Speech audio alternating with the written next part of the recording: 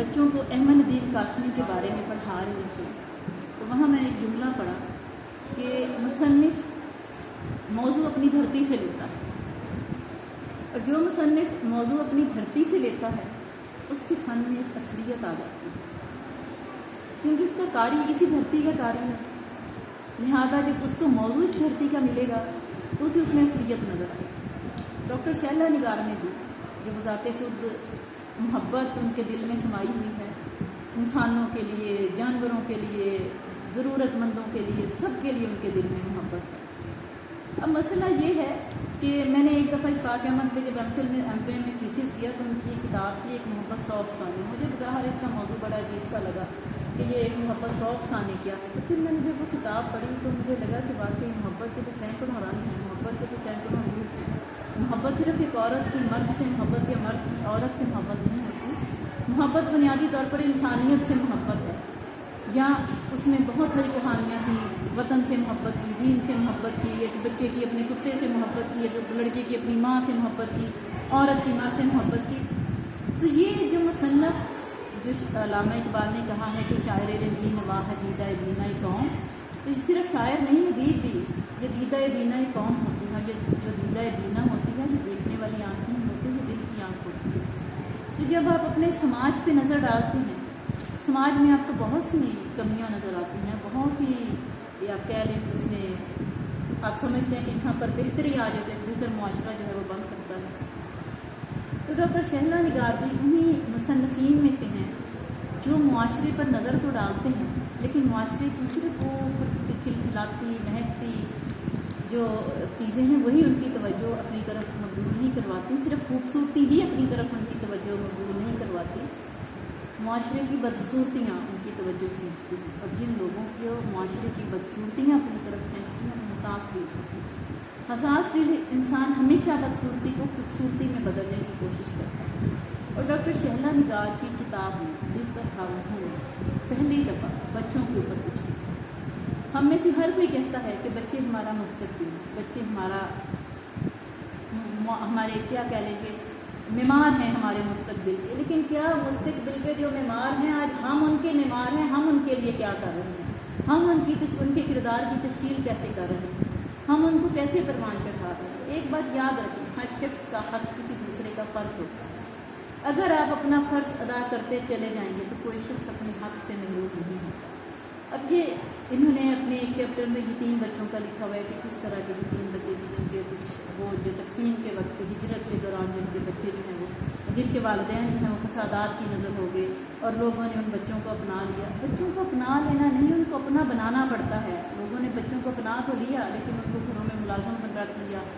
ان سے اوپر کے کام لینے شروع کر دیے، ان کو وہ جو ماں باپ کا پیار، وہ جو ماں باپ کی شفقت جو کسی انسان کے کردار کی تشکیل کرتی ہے وہ انہیں نہیں دے پائے، لہٰذا وہ معاشرے کا محروم طبقہ ہی رہے۔ لوگوں کے گھروں میں جانے کے باوجود کیمپوں سے گھروں میں تو چلے گئے لیکن ماحول انہیں کیمپوں سے مختلف نہیں ملا۔ گھروں میں بھی کیمپ تھے ان کے لیے، جہاں پر انہیں کوئی نہ ماں تھی، نہ باپ تھا، نہ بہن تھا، نہ بھائی تھا، یا اجنبی لوگ تھے جو ان سے کام لیتے۔ اسی طرح آپ اس معاشرے میں دیکھیں کہ آپ دور کیوں جاتے ہیں، خون کے رشتے، اگر ایک فیملی کا بچہ یتیم ہو جاتا ہے تو خون کے رشتے اس سے آنکھیں پھیر لیتے ہیں، اس کی طرف توجہ نہیں دیتے، اس کی تربیت کی طرف توجہ نہیں دیتے۔ ہر شخص سمجھتا ہے کہ میرا بچہ صرف میرا بچہ ہے، دوسرا بچہ میرا بچہ نہیں۔ اب مالی مدد کر دینا ہی نہیں، ان سے محبت کی ضرورت ہے، انہیں شفقت کی ضرورت ہے، انہیں پیار کی ضرورت ہے۔ یہ محبت اور شفقت یہ تعلیم سے بڑھ کر تربیت میں اہم کردار ادا کرتا ہے۔ انہوں نے تیسری نسل کے بارے میں اپنے کتاب میں لکھا ہے، وہ تیسری جنس جس کے بارے میں کبھی کسی نے قلم نہیں اٹھایا، جن کے مسائل کو کبھی کسی نے اجاگر نہیں کیا۔ ابھی حال ہی میں ایک یہ خواجہ سرا نے پبلک سروس کمیشن کے خلاف عدالت میں ریٹ دائر کی اور انہیں ملازمت میں حق ملا۔ اب یہ دیکھیں کہ اس پاکستان کو بنے ہوئے جو اسلام کے نام پر حاصل کیا گیا، جہاں بنیادی انسانی حقوق جس دین کی بنیاد ہے، لوگ تو کہتے ہیں نا ہیومن رائٹس کی رٹ لگاتے ہیں، جتنے ہیومن رائٹس اسلام نے دیے ہیں کسی دین نے نہیں دیے۔ اس دین میں جس میں بنیادی انسانی حقوق پر زور دیا گیا ہے بلا تخصیص جنس، وہاں پر 72 سال بعد 73 سال بعد 73 سال بعد خواجہ سرا کو ایک موقع ملا ہے کہ وہ بھی ملازمت میں میرٹ پر آ سکتا ہے۔ اب خود سوچیں کہ اس کا مطلب ان بچوں کے اوپر ڈاکٹر شیلا نگار سے جب بات ہوئی انہوں نے بتایا کہ میں نے جب یہ موضوع منتخب کیا تو مجھے لوگوں نے کہا کہ اس موضوع پر تمہیں کچھ نہیں ملے گا، اور حقیقت ہے اس موضوع پر آج تک مجھے خود میں مطالعہ میں بہت شوقین پڑھتی ہوں، مجھے کچھ نہیں ملا۔ یہ ایک نیا قدم تھا، یہ راہ عام کو چھوڑ کر راہ خاص اختیار کرنا بڑے دل گردے کا کام ہوتا ہے۔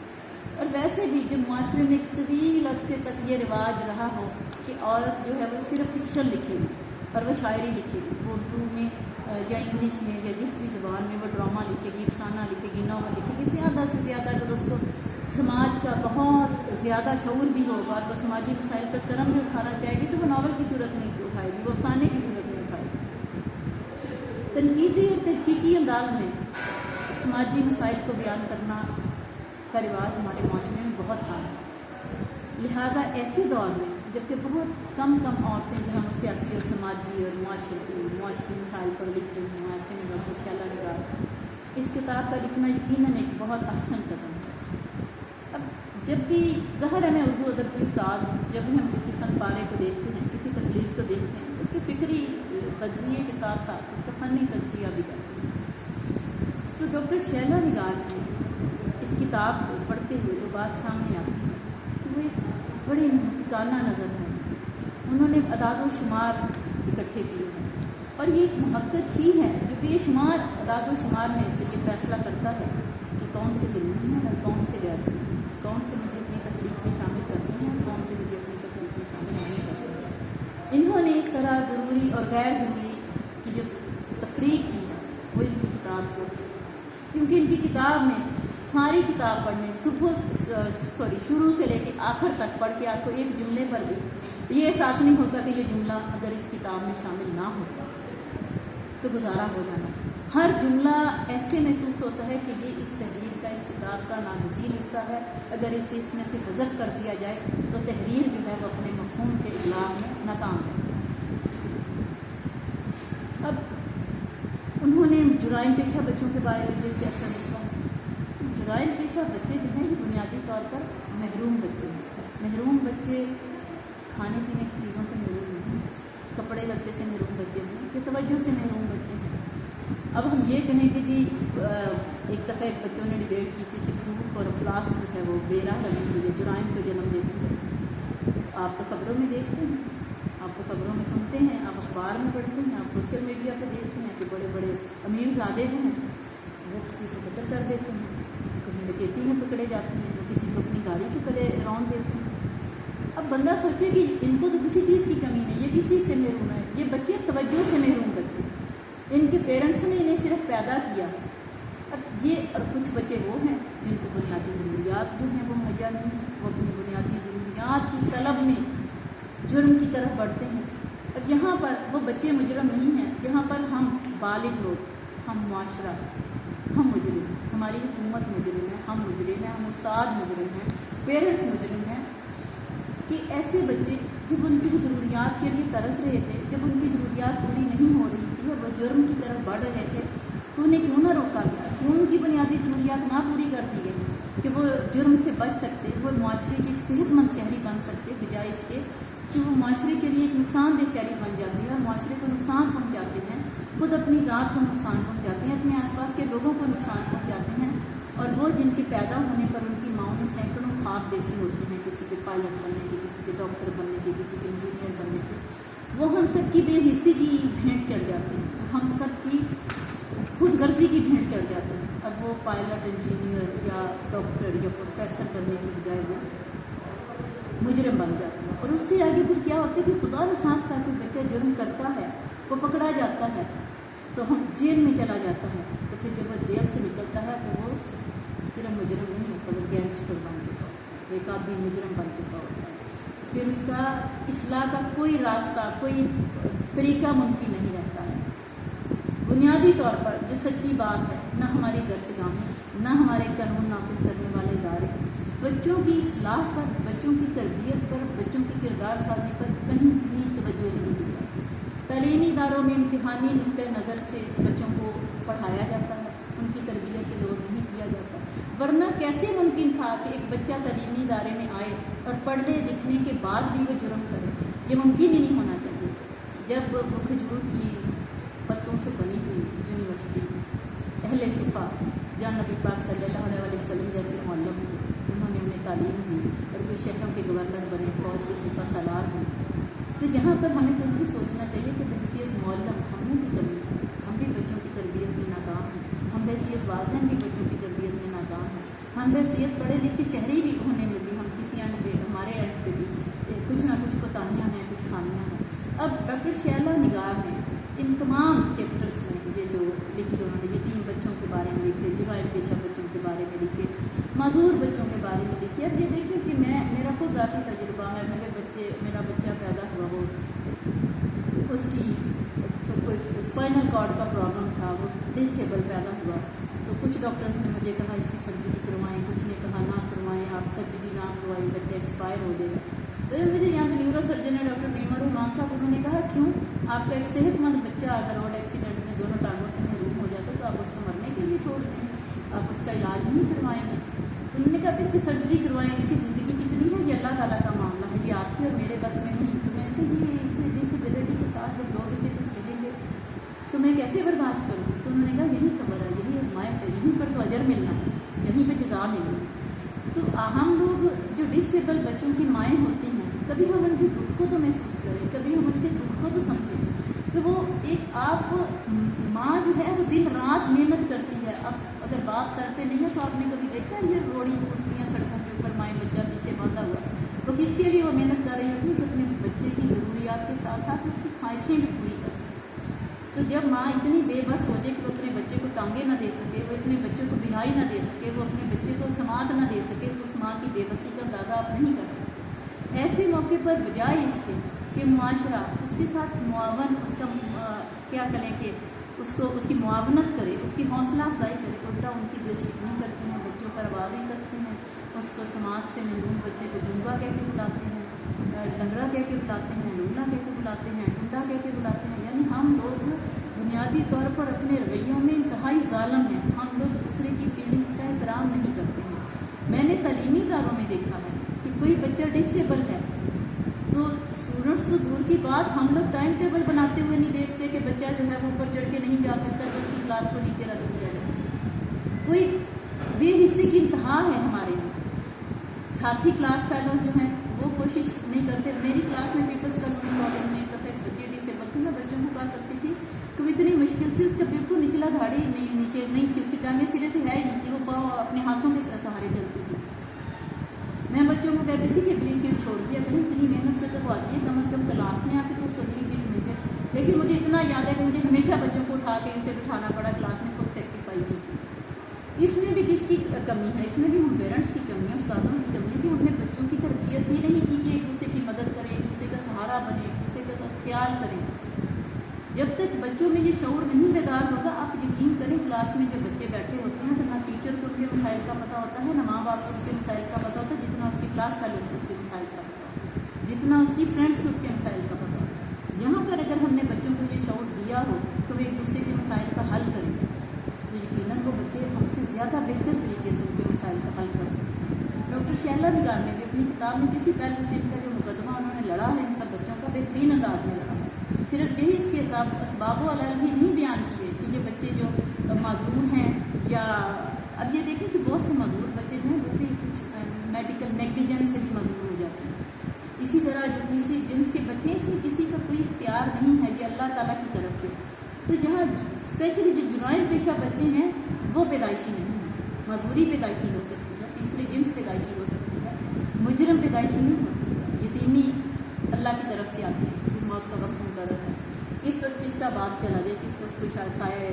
شفقت سے باپ کسی میں روم ہو جائے، یہ انسان کے بس کی بات نہیں۔ لیکن کم از کم ان کی کتاب میں جو چیپٹر جرائم پیشہ بچوں کے لیے، وہاں پر سراسر انسان کے بس میں 100% انسان کے بس میں ہے کہ وہ کسی کو جرم سے بچا سکتا ہے، وہ ان کی تربیت میں کوئی کمی نہ چھوڑے، ان کی معاونت میں کوئی کمی نہ چھوڑے، ان کو بنیادی ضروریات زندگی سے محروم نہ رکھے۔ یا آپ کے پاس جو ایلیٹ کلاس کے بچے ہیں ان کو صرف پیسہ ہی فراہم کرنا نہیں، ان کو سہولیات ہی فراہم کرنا نہیں، ان کو याशी ही फराहम करना माँ बाप का फ़र्ज़ नहीं, उनको बड़ी बड़ी गाड़ियाँ लेकर देना है। अभी थोड़े दिन पहले ये सोशल मीडिया पे खबर थी कि मदीना गाँव में 2 बच्चों ने रेस लगाते हुए जूस कॉर्नर के ऊपर गाड़ी चढ़ा दी और उनका मार कर दी। बच्चों को गाड़ी ही नहीं लेके देनी, उनको आदाब भी सिखाने हैं, उनको इंसानियत भी सिखानी है कि आप गाड़ी में बैठ जाएँ तो बाकी जो है वो कीड़े मकोड़े नहीं हैं, बाकी भी इंसान हैं, उनकी ज़िंदगियों का एहतराम, उनकी फीलिंग्स का एहतराम आप पर लाजम है।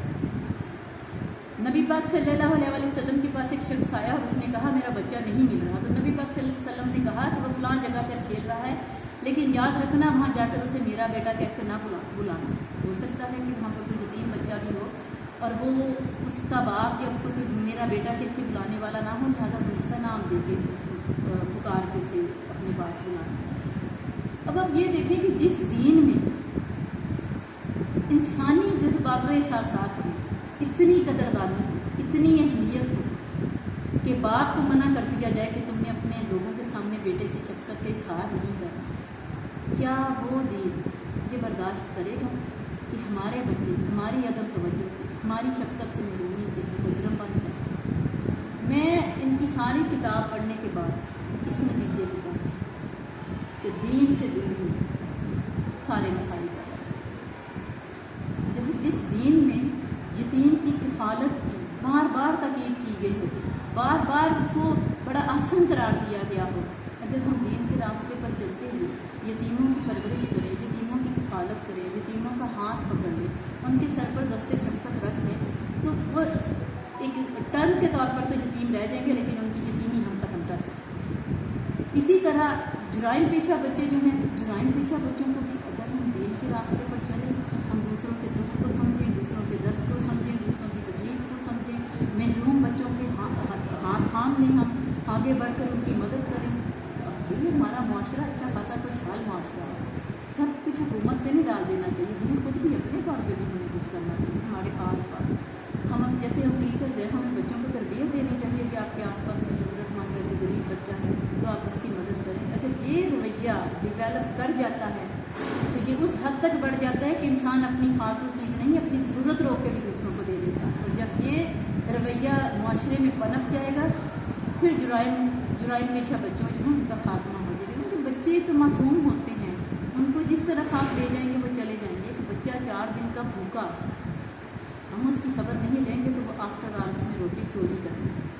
वो रोटी चोरी ही करेगा। और उसके मुजरम हम लोग हैं कि जिन्हें 4 दिन खबर ही ना हुई कि आपके हमसाए में, आपके बराबर में, आपके पास कोई बच्चा भूखा सा। बहरहाल मैं आखिर में यही कहूँगी कि डॉक्टर शैला निगार की जो किताब एक बहुत ही आसान कदम है ऐसे दौर में जबकि समाजी मौज़ूआत ना होने के बराबर है। ये देखा जाता है कि मार्केट में बिकता क्या, वो लिखा जाता है जो मार्केट में बिके। ऐसे में ऐसे मौजू पर लिखना जिसकी इस माशरे को ज़रूरत है, उस महरूम तबके पर लिखना जिस पर कभी नहीं लिखा गया। ये एक क्या कह लें कि उन्होंने बड़ा जुर्रतमंदाना कदम उठाया है और अल्लाह ताला इस सिलसिले को आगे बढ़ाए। ये यकीनन उनके दिल में इन बच्चों के लिए मोहब्बत थी जो उन्होंने ये किताब लिखी है। अदरवाइज़ हम नहीं कह सकते कि किसी इंसान के दिल में कोई जज्बा ही ना हो। तख्लीक जो है वो आपके जज्बे की महीने में न होती, उनके दिल में बच्चों के लिए कोई नरम गोशा था, तो यकीनन ये सफ़ाई करता आस किया। अल्लाह ताला उन्हें मज़ीद तौफीक दे कि वो मज़ीद मुआशरे के महरूम बच्चों के बारे में लिखें। और अल्लाह ताला हम सबको भी तौफीक दे कि हमें एक चीज़ जो इंटीमेट कर दी गई है, जो सामने ले आए